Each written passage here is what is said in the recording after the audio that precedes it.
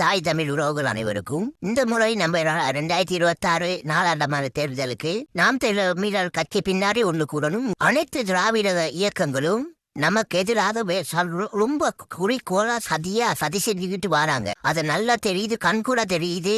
எல்லா திராவிட இயக்கங்களும் இப்ப நாம் தமிழருக்கு எதிராக தமிழ் தேசியம்னு வந்துட்டாலே பாரிசாலனுக்கு எதிராக இருக்காங்க. மற்ற மணியரசன் ஐயாவா இருக்கட்டும், அனைத்து தமிழ் தேசிய இயக்கங்களுக்கு எதிராகவும் கட்டமைச்சுக்கிட்டு வராங்க தெலுங்கர்கள். இதுக்கு நம்ம சரியான பதிலடி கொடுக்கணும்னா தமிழர்கள் பாரிசாலன் அங்கிட்ட ஒரு இயக்கம், எல்லா இயக்கம் தொடங்க. அதுல ஒன்னும் குறை சொல்ல வரல. எல்லா இயக்கம் தொடங்கி இப்ப இந்த முறை நாடாளுமன்ற தேர்தலுக்கு நாம் தமிழர் கட்சி பின்னாடி போயிட்டு நிக்கணும். எல்லாரும் குறைஞ்சபட்சம் ஒவ்வொரு காணொலியாவது போட வேண்டும். நாம் தமிழருக்கு ஓட்டு போட சொல்லி அனைத்து தமிழர்கிட்டையும் நம்ம வீடா போய் சொல்லணும். இயக்கங்களும் இருந்தாலும் பரவாயில்ல, பாரிசாலன் ப்ளீஸ் உங்களுக்கும் சேர்த்து தான் சொல்றேன். இந்த முறை கண்டிப்பாக போயிட்டு கட்டாயம் போயிட்டு நீங்க ஒரு சின்ன காணொலி ஒன்று சரி போடுங்க. நீங்க இருக்க மனஸ்தாபமெல்லாம் தெரியும், சின்ன குறைஞ்ச இருக்கு. நீங்களே சொல்லுவீங்க இது நட்பு முரண் தானே.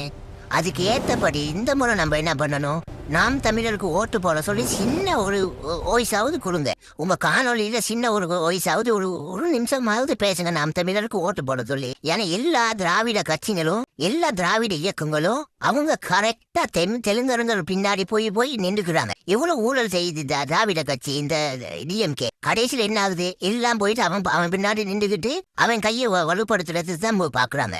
இதுக்கு நான் ஒரு உதாரணம் சொல்றேன், நீங்க எப்பா இருந்தா மன்னிக்கவும். இது நல்ல உதாரணம் ஒன்று சொல்றேன், நல்லா கேட்டுங்க.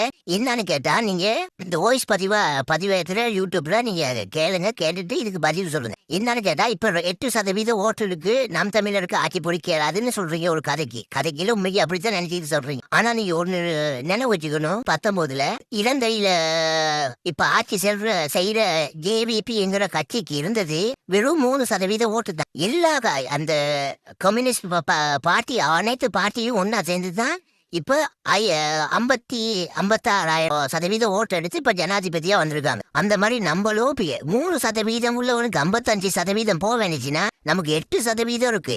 நம்ம இப்ப இயக்கமா அங்க பிரிஞ்சு கிடந்துதான் முடியாது. நான் இருங்க பார்ட் 2 இதுல போடுறேன், நீங்க பார்ட் 2 கண்டிப்பா பாருங்க.